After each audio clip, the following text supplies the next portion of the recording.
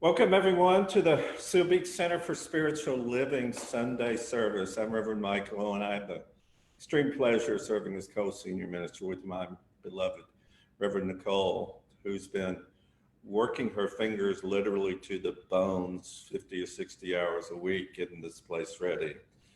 And let me digress before we start the message today. I want to tell you how excited I am about filming in their sanctuary. So you can see our beautiful, totally redone sanctuary. The floor I'm so proud of is completely throughout the building with the blessings and talents and artistic talents of Shirlane and Reverend Nicole. We have this beautiful stage look. Reverend Tina Carson, our practitioner, put together a sound booth for us.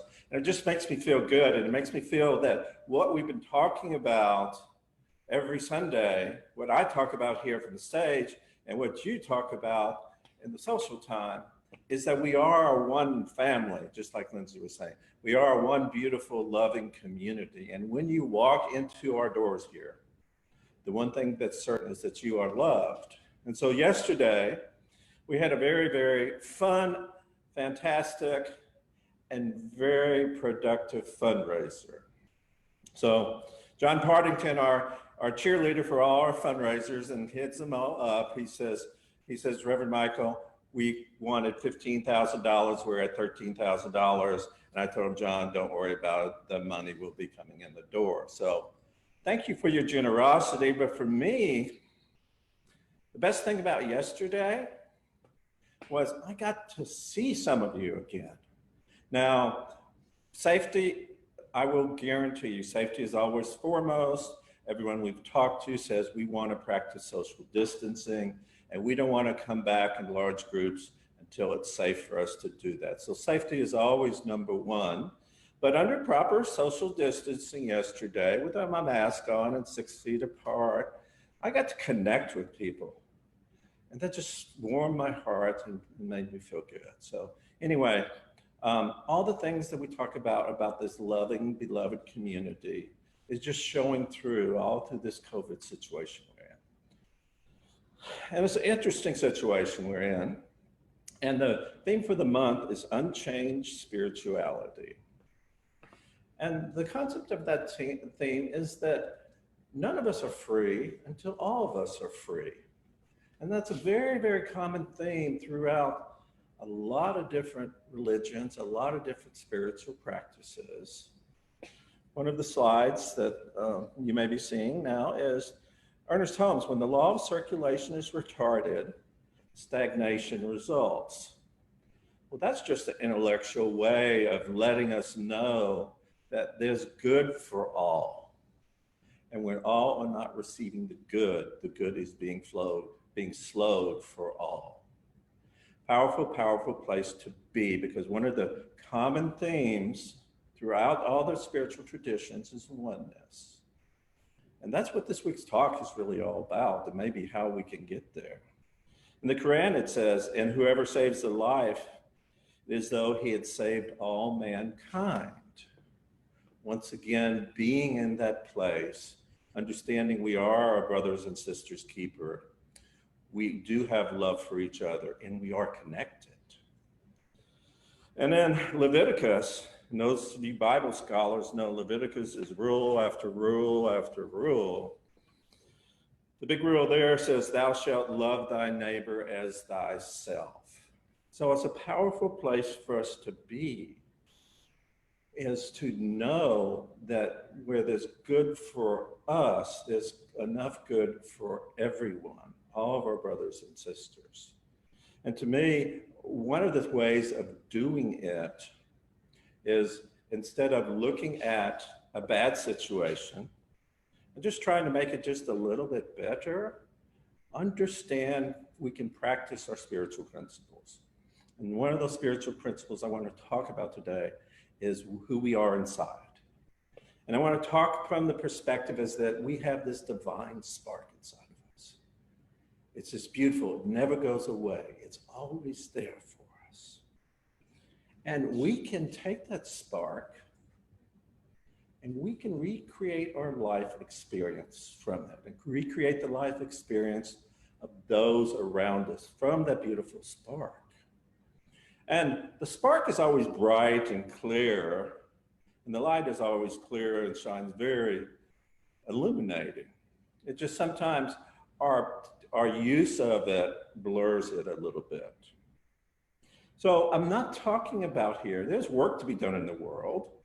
And that's a good thing because now we're once again seeing this concept of racism that's still prevalent in there. And to me, anytime something comes to the surface, it's a good thing.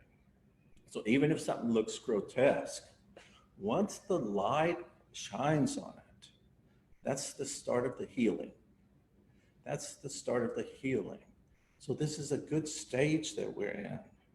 And so we can take that as being as bad as it is, or we can go inside. We can go inside and get that mountaintop spark that's always been inside of us, always been there, always will be. And we can recreate our life, our concept from on high, instead of being limited by our old belief systems.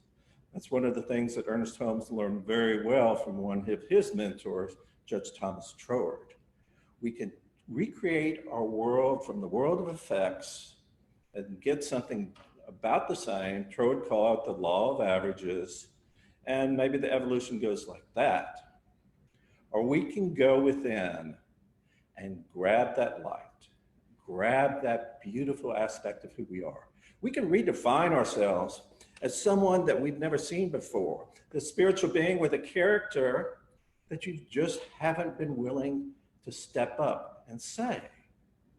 Be willing to step up and say that I am on the path. And it's like my mom has always told me, stay on the path, put one foot in front of another, and the way forward will definitely be shown. And so, but we have people who have done this, and they're my role models and my examples. And so Nelson Mandela was in prison for 28 years.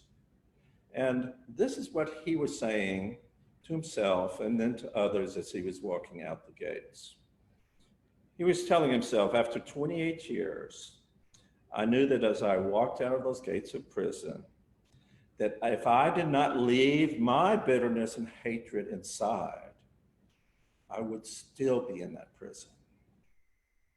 And one of my and then he went on from that to do so many good things in the post-apartheid days.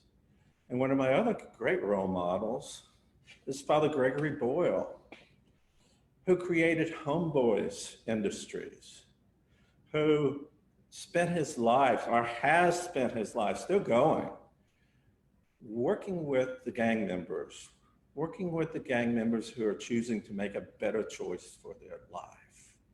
And there's so many stories from his books that just touched my heart.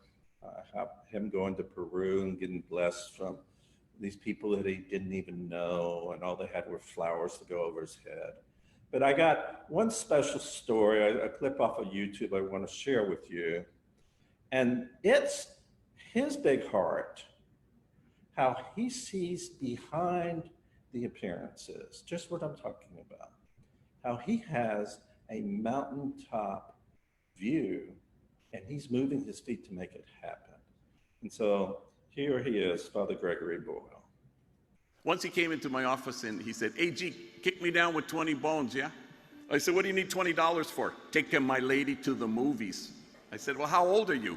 12. I go, 12? How old is your lady? 16. I said, 16? He goes, "Yeah, but she's short." Here's $20. And then he sort of loved, picking up English expressions from, commercials and TV. One day he came in, I think he had learned this from like a Pollo Loco commercial, and he said, "AG, you know what you are? You're the real deal." I remember there wasn't school the next day. It was around 9, and it was kind of a warm evening, and Beto was playing with his cousin. There were 2 gang members standing in front of a dumpster smoking cigarettes, and a van came in with 2 gang members with heavy weapons. And they see the two gang members and they begin to open fire. But Beto didn't move, and because he hesitated for even a second, suddenly a very large bullet entered his side and traveled through his body and left. The doctor who attended to him told me later, just the sheer force of this traveling through his body, the sheer reverberation of it, had rendered him paralyzed from the waist down, though it had never even touched his spine. I went to the hospital and I sat there with Betito's grandmother. But an hour into the time that he was in the intensive care unit, I could see through the glass as a team of doctors and nurses ran in there and pounded on his chest and begged and pleaded with his heart to cooperate. And it just wouldn't. And he died. Now, Betito was precocious and smart, and he was 12 years old, and he was the real deal. But 2 days later, I knew who the two guys were in the van, and it was excruciating for me to be unable to hate them, because I knew them. And I knew their stories, and I knew the terror, and I knew the torture that had darkened their lives. I knew all that had happened to them, and I knew that they also were the real deal. But they just hadn't found their way to a safe haven where healing happens. Things have happened to them that have darkened their lives forever, until, that is, they find relief, a sanctuary, a safe haven where healing can happen. You have to heal before you can have hope. How can we move from being separate and superior to connected and compassionate? How then can we together be accountable to the invitation? The invitation is to place one's fears in the cradle of loving kindness. All of us stare at our own shared ruin, and then we walk away together. All of us finding our true selves in a community of tenderness. All of us essential allies to each other. We find, in fact, our fundamental identity in each other. Each one of us, the real deal, and there are no exceptions to that. Do not forget who you are.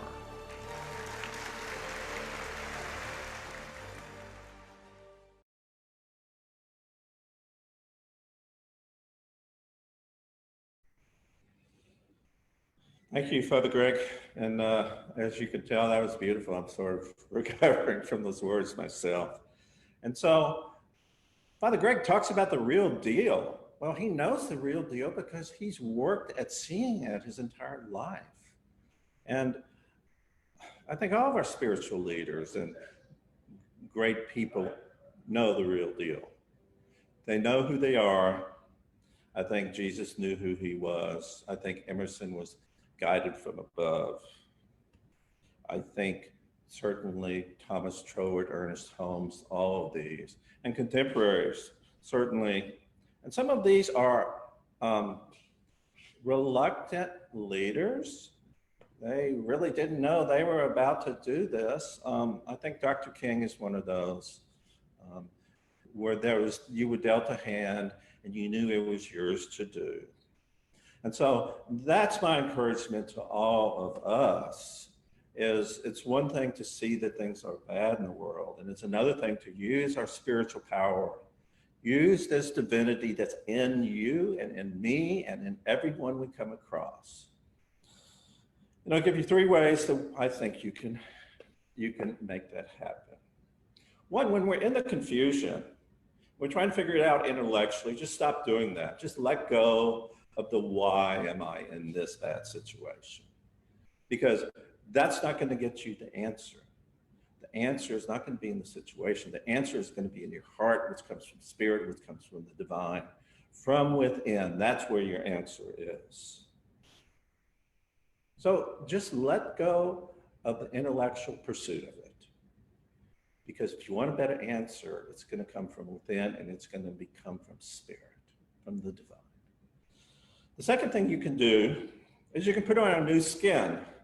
Back in the day when Plato was writing all his dialogues, There was this philosophy that as you went through life, you wore a robe, and over time, that robe, you gained your wisdom by it. It got to be a little threadbare. And so then you had learned what you needed to learn, and it was time for a new robe. So you just changed your robe out, and by doing that, your life and your outlook just changed a little bit. You knew a little bit more, and you knew things that you didn't know why you knew them. So that's what the Spirit, this spark, this mountaintop spark that's within us can do for us. And the third thing I would recommend to get there is open to the strength and the healing of your heart. Know this powerful place inside. Because believe me, I've had to learn this over a long time. The knowledge and the wisdom that I truly appreciate doesn't come from me reading books, doesn't come from other people's wisdom. It comes from the heart. It comes from when I recognize that I'm divine. And I've heard it in many times in this sanctuary, people telling me their stories. All of a sudden, I just let it go. All of a sudden, I just let it go and said, God, show me the way. And the way was definitely shown. So I want to close with a quote from Ernest Holmes about how empowered we really are. It goes like this. It is basic to our belief that the divine has within us a presence that is revealed through the person. Like a flaming sword landing in the mundane clod and impregnating it with that spark, which Browning said a person may desecrate, but never lose. A divine spark ignited at the altar of a cosmic fire. So that's what our spiritual practices tell us we can do. We can take that divine spark that's been ignited at the altar of this beautiful cosmic fire in a way that we have never done it before. And we can go out and we can use that thought and act as if we're using that thought. We can change who we are. And as we change who we are, we definitely make a difference in the world. So that's my prayer for all of us. And thank you for listening on this beautiful Sunday. God bless you. Namaste.